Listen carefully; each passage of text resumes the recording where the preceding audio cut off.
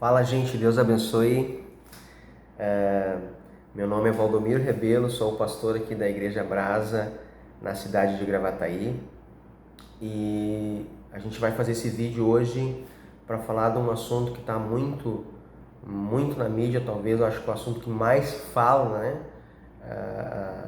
Os noticiários dizem que esse assunto calou a pandemia, esse assunto substituiu o topo das listas de notícias no mundo, né? Quero citar aqui a guerra que está acontecendo nesse momento entre a Rússia e a Ucrânia, né? E não quero me deter muito nos motivos da guerra, porque tem um, uma grande quantidade, não saberia dizer precisar quantos vídeos aí falando a respeito dos motivos pela Rússia invadir a Ucrânia, OTAN, os países que estão se posicionando, os que não estão. Há bastante notícia, né? Se você olhar ali no YouTube, por exemplo, só fala nisso, os canais de notícias só falam nisso. E o assunto do vídeo é por que Deus permite que guerras aconteçam? Por que Deus permite que guerras aconteçam?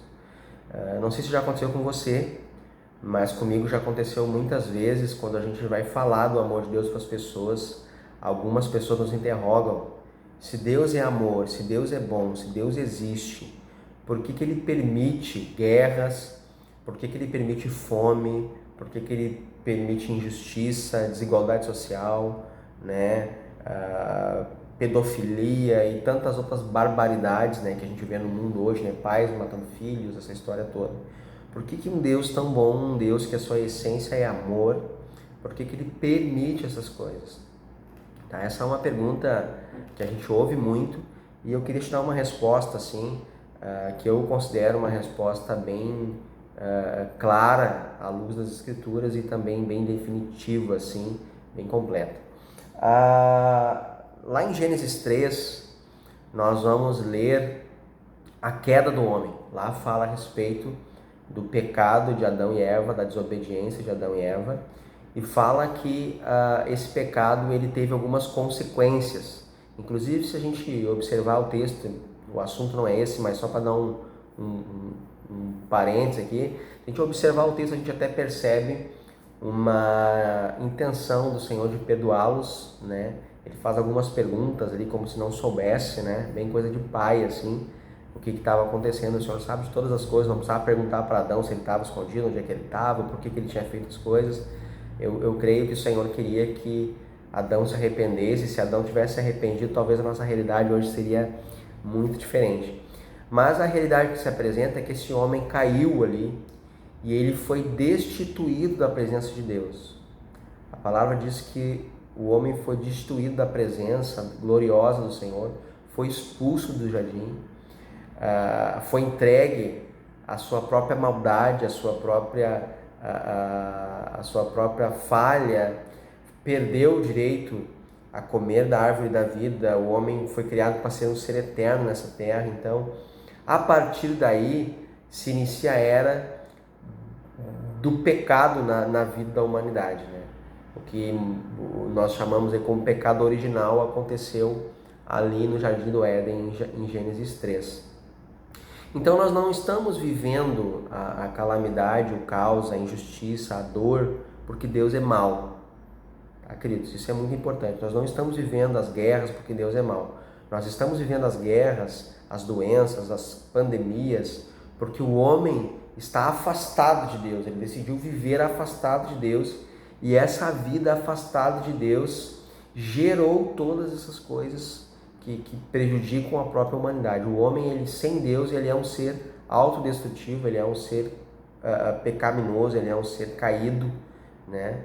Então, o que a gente tem que pensar a respeito de o porquê das guerras não está ligado à maldade de Deus, nem à indiferença. Alguns dizem que Deus ele até existe, mas ele não está nem aí para nós. Não tem nada a ver com isso. O Senhor, ele é bom. E bom não é bonzinho. Bom vem de justo, íntegro, completo, pleno, não falta nada, né? Então, como um Deus bom, justo, ele precisa viver conforme o seu próprio padrão, né? Então, a gente viver a dor, a injustiça, não é culpa do Senhor. A gente viver guerras não é culpa do Senhor. Isso é culpa da vida que nós decidimos ter quando nós optamos por desobedecer a Deus. É um fruto do pecado. Amém?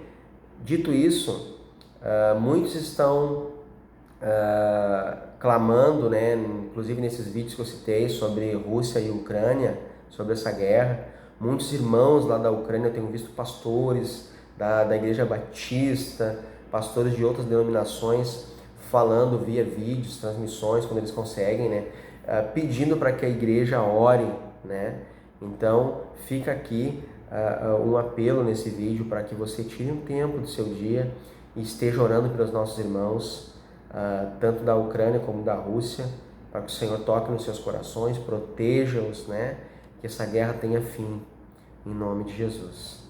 Queridos, se você puder e quiser nos ajudar, se inscreva no canal. Estamos em busca de inscrições para que se abram algumas ferramentas no YouTube para a gente usar como igreja. Se inscreva no nosso canal, clique no sininho ali para você receber as notificações dos vídeos e não se esqueça, ore pela Rússia e pela Ucrânia. Que Deus te abençoe.